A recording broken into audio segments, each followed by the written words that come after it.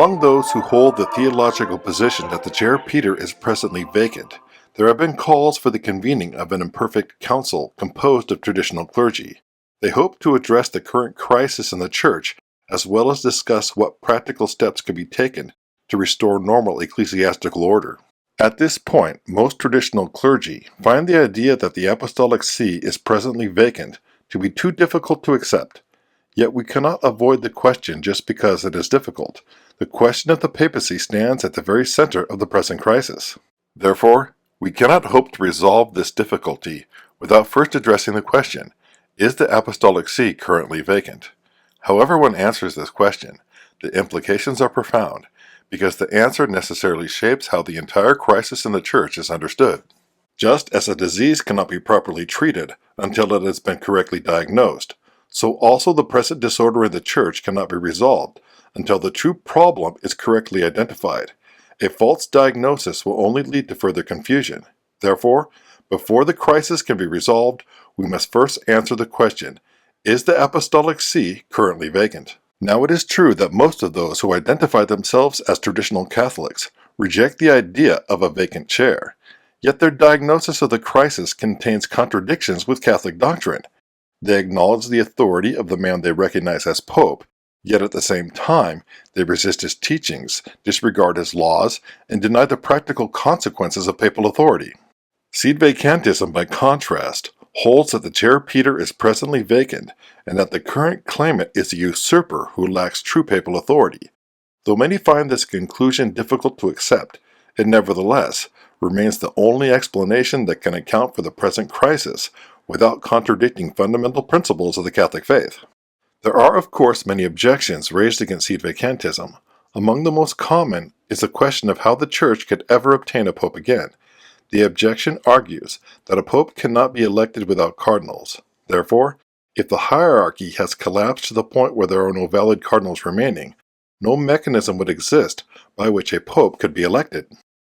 These critics therefore argue that one cannot hold that the chair Peter is empty unless one can also explain exactly how the Church could ever lawfully elect another pope. There must always be in the Church some ability to legally appoint bishops and to elect popes. If that should fail, the Catholic Church fails. The claim that a position must be false simply because it lacks an immediate practical solution is fundamentally flawed. The truth of a diagnosis does not depend upon the availability of a remedy. This objection confuses two distinct questions: whether a problem exists and how it may eventually be resolved. It would be like telling a doctor that he could not diagnose a disease unless he already possessed the cure.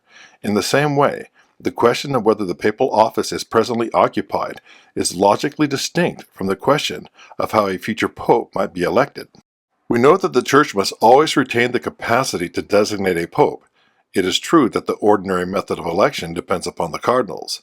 Yet it does not follow that the Church would therefore be incapable of electing a pope if the cardinals were to disappear. Such a situation would mean only that the ordinary legal mechanism had failed, not that the Church herself had lost the power necessary to restore order. Therefore, even if all the cardinals were somehow gone, the Church would still have the power to restore ordinary ecclesiastical order. And this is not just a novel opinion invented to fit seed vacantis theory. Pre-1958 theology recognizes that extraordinary circumstances may require extraordinary remedies. The method of electing a pope belongs to ecclesiastical law, not divine law. Consequently, the Church possesses the authority to regulate and even alter the manner in which a pope is elected, which means that as circumstances change, the Church has the ability to alter the way in which a pope would be elected. Many assume that the present electoral system is absolutely necessary under all circumstances, yet history shows that this has not always been the case. The current method of electing a pope through the College of Cardinals developed gradually over many centuries, and was unknown during the first millennium of the Church. Originally, the pope was elected by the clergy and faithful of Rome and surrounding dioceses. However, after the time of Constantine, the Roman emperors began to interfere by claiming the right to nominate the new pope. Over time, as political pressures and disputes increased, the Church gradually restricted this process to a smaller and more stable body. It was not until the year 1059, which was 5 years after the East-West Schism, that the right of electing the Pope was restricted to the principal clergy of Rome. Later reforms continued to shape the process. In 1179, Alexander III established the requirement that the Pope must be chosen by a two-thirds majority, and the conclave system itself was not formally established until 1274 at the Second Council of Lyon. The manner of electing a pope has developed gradually over the centuries and underwent numerous modifications before arriving at the modern conclave system. This historical development underscores an important principle. While the papacy itself is of divine institution, the method of papal election is not. The Church has no authority to alter those things that were directly established by Christ, yet she does possess authority over those procedures of her own making. Consequently, the method of election has been adapted in different ages according to the needs and circumstances of the Church. In the case of necessity, where the entire electoral structure disappears, the Church can always re-establish an electoral procedure. Thus, in the event that no cardinals remained, what would disappear would not be the papacy itself, but rather the legal mechanism for electing a pope. The key distinction is between the temporary absence of papal jurisdiction and the Church's capacity to restore order through an extraordinary ecclesiastical act. In that sense, bishops could participate in restoring a mechanism for the election of a pope, not as a new governing college possessing jurisdiction, but rather as members of the Church acting to reconstitute what had been lost. However, there are those who will object that such an act could not occur without prior possession of ordinary jurisdiction. The Church recognizes the principle of supplied jurisdiction in certain cases, where jurisdiction would otherwise be lacking, because she cannot permit the faithful to be deprived of the necessary means of salvation merely because of a technical or juridical defect. Canonists commonly express this principle by saying, "The Church supplies in cases of necessity." Critics may ask, where is that written? Canon 209 of the 1917 Code of Canon Law teaches that the Church supplies jurisdiction in cases of common error or positive or probable doubt, whether of law or of fact. This principle is therefore not just an arbitrary patch invented by Sid Vacantis, but one rooted in the Church's own canon law. When the rigid application of law would result in harm to souls, the Church has always recognized the necessity of supplied jurisdiction. This teaching was standard in pre-Vatican II theological manuals. Catholic theology maintains that the Church must always retain the capacity to provide herself with a visible head. Yet pre-1958 theologians never fully developed a detailed blueprint explaining exactly how the Church would proceed if the entire ordinary electoral structure were to disappear. While there is not an exact historical precedent that can simply be copied and applied to the present situation, the Western Schism nevertheless provides an important model for understanding how the Church responds in times of extraordinary confusion. During that crisis, multiple claimants simultaneously asserted a claim to the papacy. Rival obediences divided Europe, and the ordinary juridical mechanism proved to be incapable of resolving the dispute. Although the circumstances were not identical to our present crisis, it nevertheless raised many of the same fundamental questions. What happens when the ordinary mechanism of governance proves incapable of resolving the problem? How can unity be restored when there are competing claimants to authority dividing the Church? And, perhaps most important, what conditions are necessary for the restoration of a pope whose authority is universally recognized? The Church has endured periods in which her ordinary structure of governance has been severely disrupted, yet this did not lead the Church to conclude that the papacy had ceased to exist or that normal ecclesiastical order could never be restored. On the contrary, both the Western Schism and the theological principles later drawn from it demonstrate that in times of grave necessity, extraordinary measures may be employed to restore unity and secure a pope recognized by the universal Church. A brief examination of this history helps illustrate this principle. During the 14th century, Rome was plagued by political instability. Powerful noble families engaged in violent rivalries, and civic governance was unstable. Periodic unrest made effective papal administration increasingly difficult. In the conclave of 1305, the Frenchman Pope Clement V was elected. Rather than returning to a city beset by turmoil, he chose rather to remain in southern France and established his papal court at Avignon. Initially, this move was not intended to be permanent. but successive popes remained in Avignon for nearly 70 years. This is a period of history often called the Avignon Papacy or Babylonian Captivity.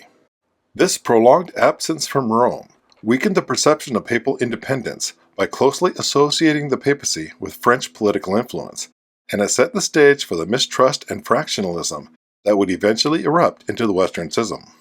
The eventual return to Rome finally occurred under Pope Gregory IX in 1377.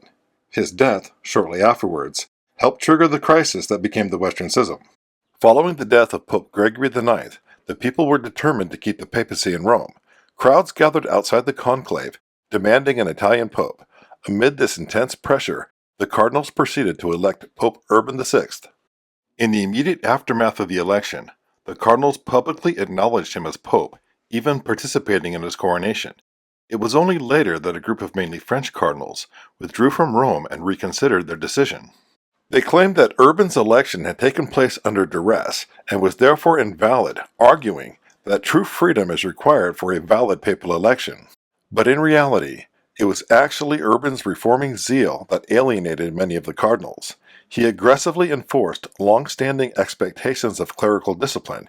He implemented reforms attacking luxury, curtailing nepotism, and requiring bishops to reside in their dioceses. It was his uncompromising reforms combined with his abrasive personality that actually turned the cardinals against him.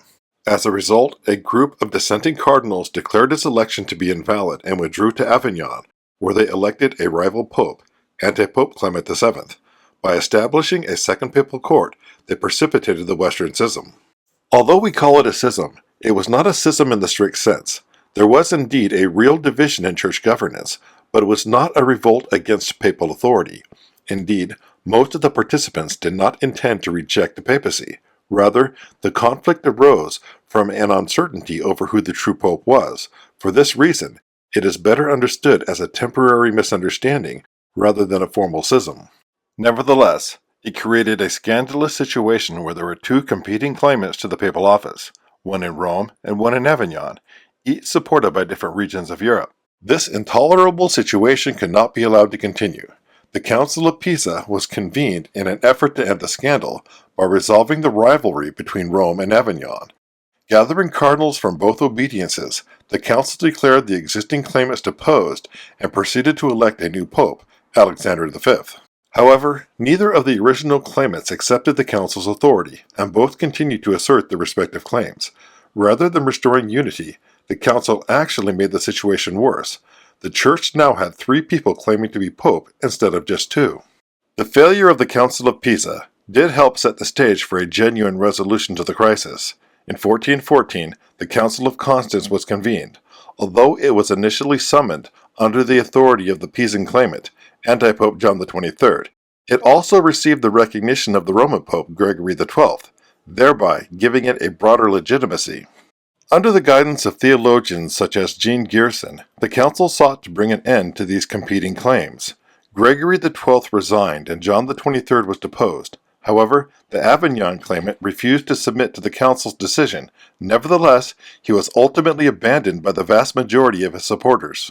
With the rival claimants effectively removed, the council proceeded to elect Pope Martin V. His universal and peaceful acceptance throughout the Church restored unity and brought an end to the Western Schism.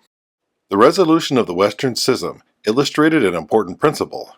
Electing a pope through an imperfect council was not the prescribed method.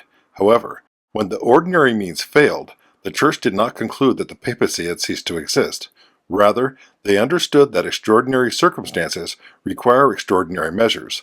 The goal was not to create a new papacy, but rather to restore a universally recognized pope and thereby re-establish normal ecclesiastical order. Consider what the Catholic Encyclopedia had to say about how the Western Schism was resolved. It states, quote, "On the principle that a doubtful pope is no pope, the apostolic see appeared really vacant, and under the circumstances could not possibly be otherwise filled than by the actions of a general council."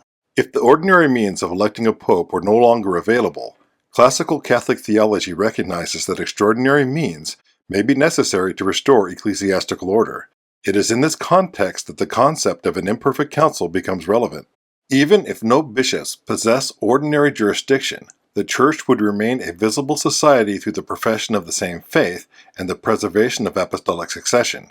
The surviving bishops, though lacking ordinary jurisdiction, would still retain their episcopal character and, according to classical canonical principles, would exercise a supplied jurisdiction arising from necessity. It is in this context that there have been calls for an imperfect council. An imperfect council is a gathering of bishops convened without a reigning pope during a time of grave necessity. Such a body would not claim some kind of new constitutional authority over the Church, nor would the bishops somehow become cardinals.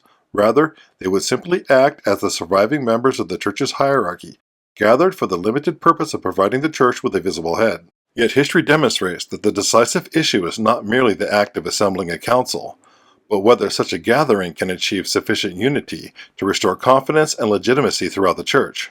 The contrast between the Council of Pisa and Constance illustrates this principle clearly.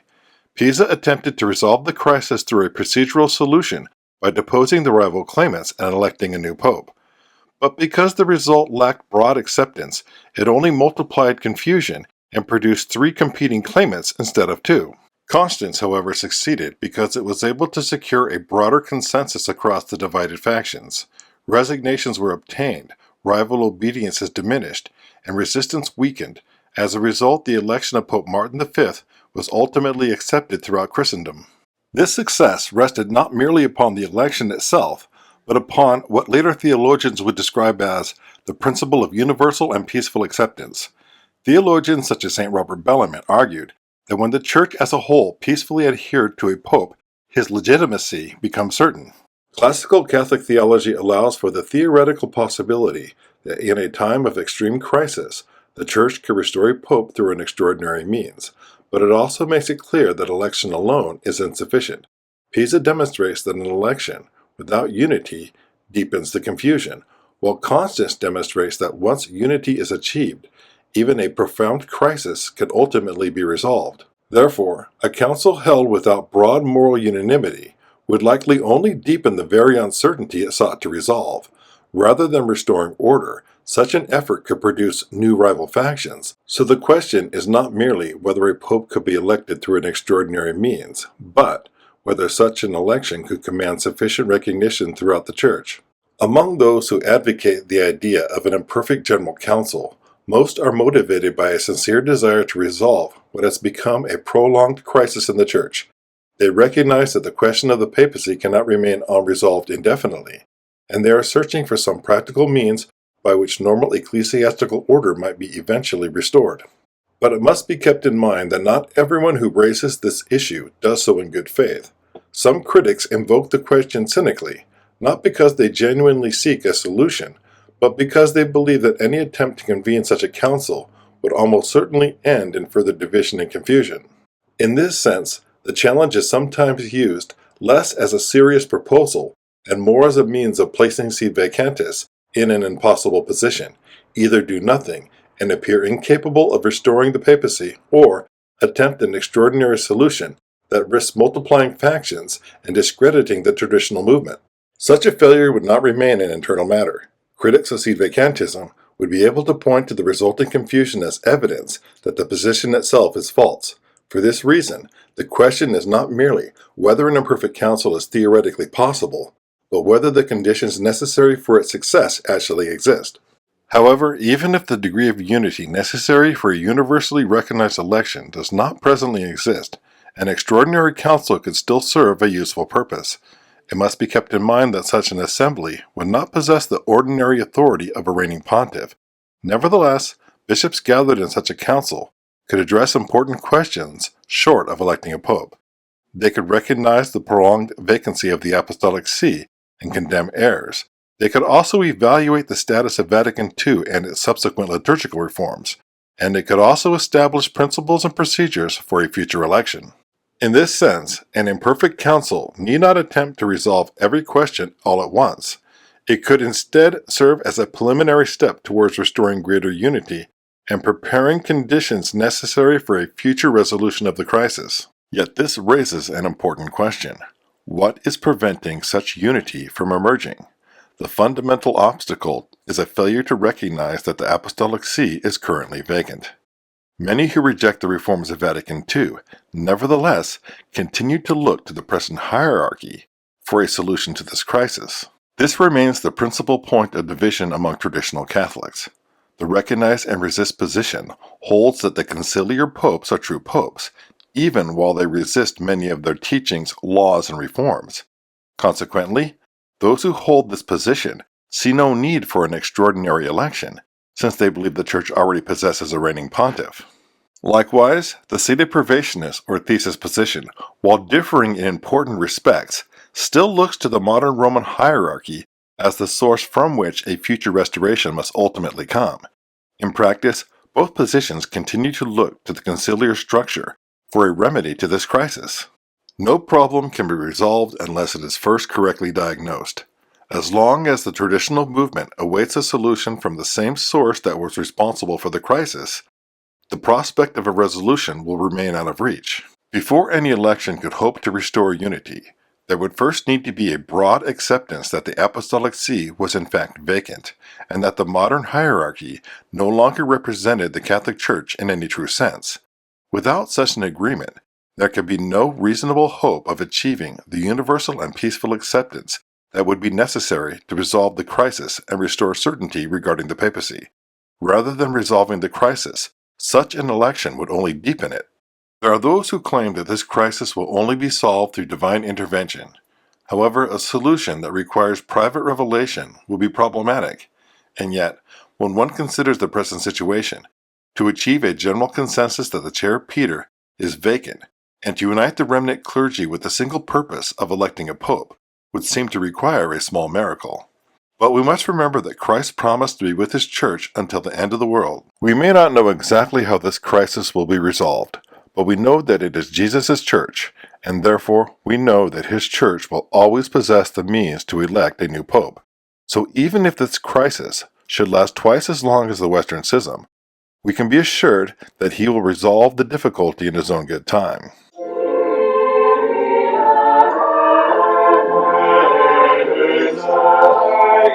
Soul.